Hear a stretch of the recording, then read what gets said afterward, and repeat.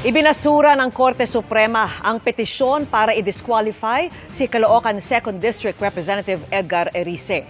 Sa 17 pahinang desisyon, sinabi ng en banc ng Korte Suprema na may grave abuse of discretion ang COMELEC sa pag-disqualify nito kay Erice.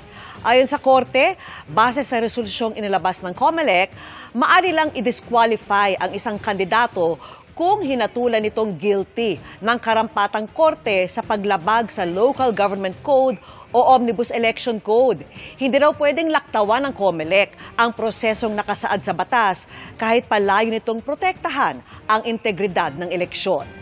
Sinisika pa naming kuna na pahayag ang COMELEC tungkol dito. Noong Nobyembre 2024, kinatigan ng COMELEC ang petisyon laban kay Erice na nagsasabing nagbitiw umano ito ng nakakabahala at nakakasirang mga pahayag laban sa COMELEC at sa eleksyon 2025. Inaprubahan naman noong Enero ng Korte Suprema ang hiling na temporary restraining order ni Erice laban sa COMELEC.